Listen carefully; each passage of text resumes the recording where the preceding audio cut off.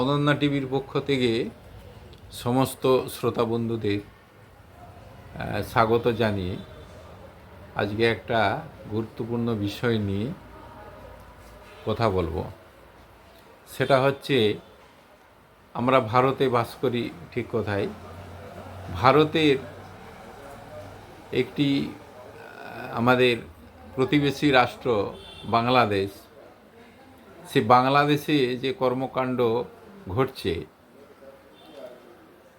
সেই কর্মকাণ্ড দেখে আমাদের খুবই কষ্ট লাগে, ব্যথা লাগে। বিশেষ করে বাংলাদেশ যেহেতু মুসলিম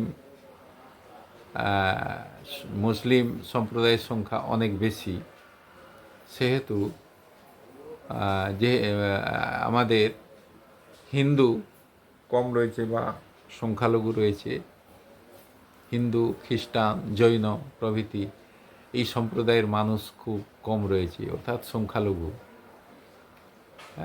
মুসলিম রাষ্ট্র নয় ঠিক কথায়, কিন্তু বাংলাদেশে বর্তমান যে অবস্থা, সেখানে সাম্প্রদায়িক একটা দেশ হিসাবে তাদের যে কাজকর্ম, তাদের যে অ্যাক্টিভিটিস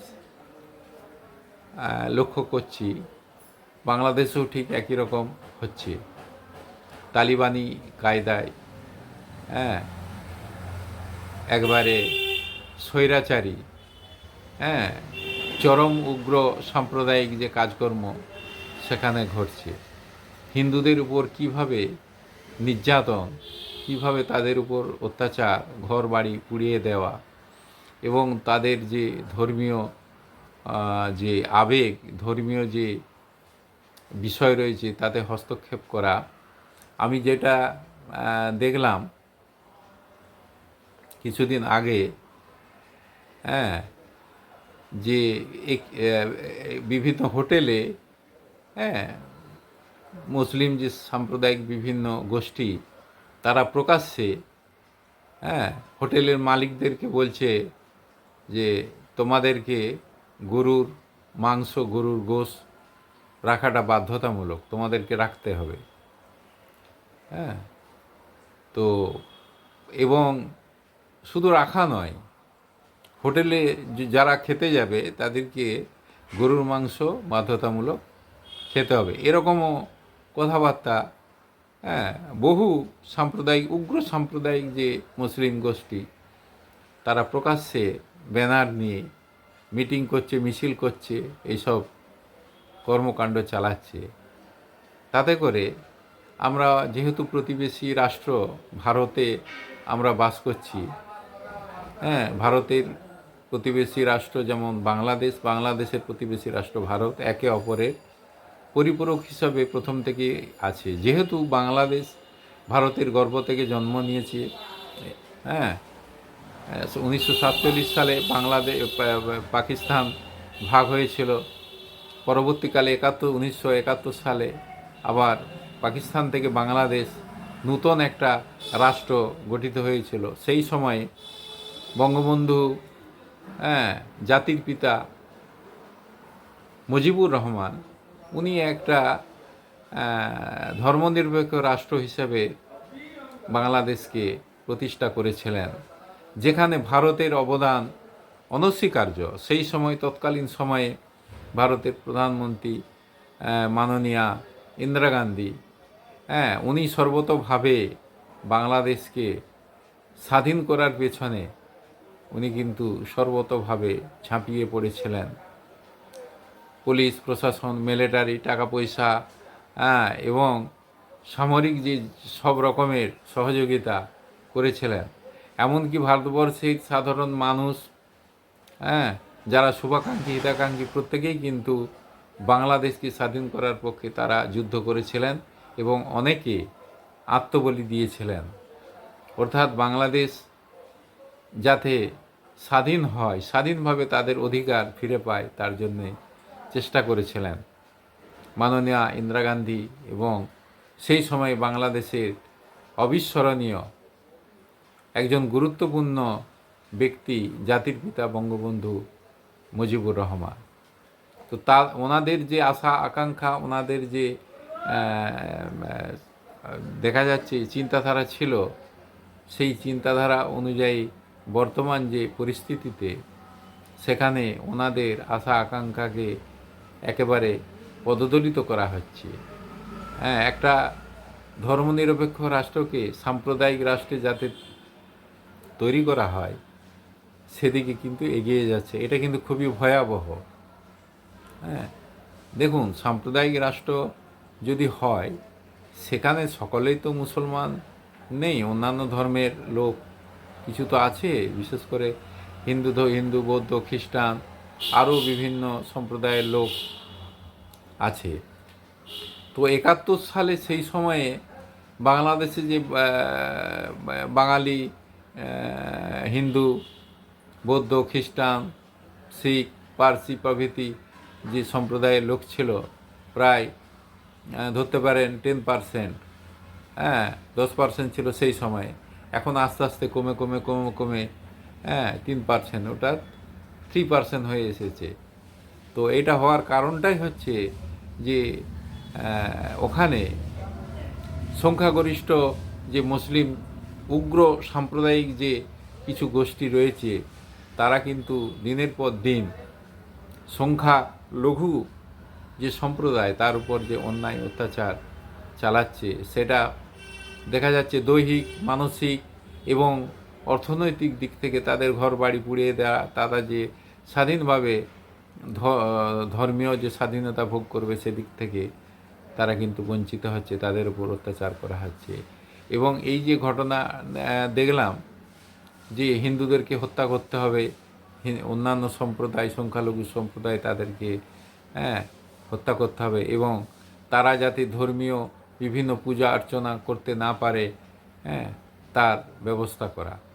মানে একজন দুজন ব্যক্তি আমি দেখলাম মিডিয়াতে, যে তারা বলছে যে মন্দির পাহারা দেওয়ার জন্য আমরা নয়, মন্দির ভেঙে গুড়িয়ে দেবো, এবং বিভিন্ন হোটেলে গরুর মাংস রাখাটা বাধ্যতামূলক, তা না হলে সেই হোটেল ভাঙচুর করা হবে। এরকম ধরনের মন্তব্য শুনতে পাচ্ছি, এবং প্রকাশ্যে মিটিং মিছিল চলছে। এখানে রাষ্ট্রের যারা কর্মকর্তা যারা সব রয়েছে, প্রশাসন, তারা এর কোনো ব্যবস্থা নিচ্ছে না। তার মানে ধরেই নিতে হবে যে আস্তে আস্তে করে একটা সাম্প্রদায়িক জায়গায় কিন্তু যাচ্ছে। এটা খুবই দুঃখজনক ঘটনা। এটা আমরা হিন্দু হিসাবে বা যেহেতু আমরা সনাতনী হিন্দু রয়েছি, তো সেখানে আমাদের যে সম্প্রদায় তারা বাংলাদেশে অত্যাচারিত হবে আর আমরা পাশের দেশে বসে বসে দেখব, এটা তো হতে পারে না। আমাদের উচিত হবে অন্তত প্রতিবাদ করা, এটা যেন না হয়। আমাদের ভারতেও তো মুসলমান রয়েছে, বাংলাদেশের চেয়ে অনেক বেশি, প্রায় 40 কোটি। তো এখানে তো বাংলাদেশের চেয়ে ভারতের যারা মুসলমান যারা রয়েছে তারা তো ভালো আছে। বাংলাদেশের চেয়ে কি খারাপ আছে এটা কোনো মুসলিম বুকে হাত দিয়ে বলতে পারবে না। আজকে ভারতের বিভিন্ন রাজ্যে, গুজরাট রয়েছে, মধ্যপ্রদেশ রয়েছে, রাজস্থান রয়েছে, মুম্বাই রয়েছে, বড় বড় যে শহর, বড় বড় যে জায়গা, সেখানে মুসলমানরা খুবই ভালো আছে, শান্তিতে আছে, এবং অর্থনৈতিক দিক থেকে তারা অনেক এগিয়ে আছে। তো সেদিক থেকে আমাদের একটা খুবই সান্ত্বনার বিষয়, ভালো বিষয় যে আমরা ভারতে সকল সম্প্রদায়ের মানুষ মিলেমিশে রয়েছে। হিন্দু, বৌদ্ধ, শিখ, সমস্ত সম্প্রদায়, প্রচুর ধর্ম রয়েছে, প্রচুর সম্প্রদায় রয়েছে, তারা ঐক্যবদ্ধভাবে আছে, ভাই ভাই হিসাবে একে অপরের হাতে হাত রেখে কাঁধে কাঁধ দিয়ে চলছে। তো বাংলাদেশে এরকম ধরনের যে ঘটনা ঘটছে, সেখানকার যে প্রশাসন, ইউনূস প্রশাসন, তারা কিন্তু পুতুলের মতো বসে আছে। আজকে সাম্প্রদায়িক গোষ্ঠী বেশ কিছু মুসলিম উগ্রবাদী, মোল্লা তন্ত্র যে চলছে, সেই সম্প্রদায়ের মানুষ ইউনিস যে সরকার বা যারা পরামর্শদাতা বিভিন্ন দপ্তরে রয়েছে তাদেরকে পুতুলের মতো খেলাচ্ছে, আর তারা বসে বসে সব কিছু দেখছে। এটা কখনো হতে পারে না। এটা একেবারে দেখা যাচ্ছে যে অধিকার তাদের যে অধিকার, সেই অধিকারকে পদদলিত করা হচ্ছে। এইভাবে কোনো সম্প্রদায় তারা কিন্তু বসবাস করতে পারে না, বাঁচতে পারে না। তাদের যদি অধিকারকে গলা টিপে মারা হয়, হ্যাঁ, সাম্যের অধিকার, স্বাধীনতার অধিকার, শাসনতান্ত্রিক প্রতিবিধানের অধিকার, শিক্ষার অধিকার, তারা মিটিং মিছিল করতে পারবে স্বাধীনভাবে, এক জায়গা থেকে অন্য জায়গায় যেতে পারবে, তারা ধর্ম প্রচার করতে পারবে, ধর্ম গ্রহণ করতে পারবে, হ্যাঁ, বিভিন্ন ধর্মের মানুষ তারা পূজা অর্চনা, তাদের যে ধর্মীয় রীতিনীতি তারা সঠিকভাবে পালন করতে পারবে। এই যে অধিকারটা তাদের থাকা উচিত, যেটা ভারতবর্ষে আছে। হ্যাঁ, ভারতবর্ষের মুসলিম তারা বিভিন্ন মসজিদে তারা আজান দেয়, ভোরের দিকে মাইকে আজান দেয়। কোনো আমাদের হিন্দুরা কেউ কোনো কিছু কখনো বলে না, আর বলবেও না। কারণ আমরা ভাবি যে এরা হচ্ছে আমাদের ভাই। সম্প্রদায় বা ধর্ম বিভিন্ন হতে পারে, কিন্তু আমাদের জাতি একটা, আমাদের ধর্ম একটা, আমাদের বড় ধর্ম হচ্ছে মানুষ, সবার উপরে মানুষত্ব। এটাই হচ্ছে আমাদের বড় ধর্ম। আমি সর্বোপরি একটা কথা বলতে চাই যে আমি কোনো সম্প্রদায়, কোনো গোষ্ঠী বা ধর্ম, জাতি, বর্ণ, রাজনীতির ঊর্ধ্বে উঠে কথা বলি। কেউ আমার পক্ষে নয়, কেউ আমার বিপক্ষে নয়, সকলেই আমার ভাই। ভ্রাতৃত্ব প্রেম, ভ্রাতৃত্ববোধ, হ্যাঁ, এটা থাকা উচিত।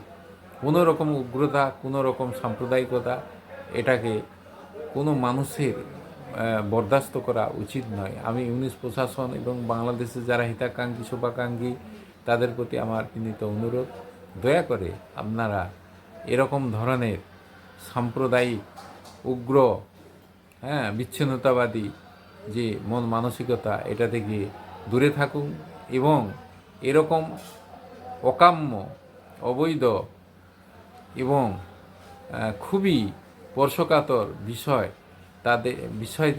থেকে আমাদের প্রত্যেকটা হিতাকাঙ্ক্ষী, শুভাকাঙ্ক্ষী সমাজের যারা মানুষ রয়েছে তাদের উচিত হবে প্রতিবাদ করা, প্রতিরোধ করা এবং ঐক্যবদ্ধভাবে এটাকে আমাদের মোকাবেলা করা উচিত। সর্বোপরি আমি সমস্ত শ্রোতা বন্ধুদের বা যারা আমার কথা শুনছে তাদের প্রতি আমার বিনীত অনুরোধ, কারো যদি কোনো আমার কথাতে আঘাত পেয়ে থাকেন বা কারো যদি কোনো রকম দুঃখ হয়ে থাকে, আমি তাদের কাছে ক্ষমা প্রার্থী। ধন্যবাদ। আর বিশেষ কিছু বলবো না। সর্বোপরি বলতে চাই আমার শ্রোতা বন্ধুদের, প্রত্যেকে আপনারা লাইক করবেন, কমেন্ট করবেন, হ্যাঁ, কমেন্ট বক্সে কমেন্ট করবেন এবং শেয়ার ও সাবস্ক্রাইব করে দেবেন।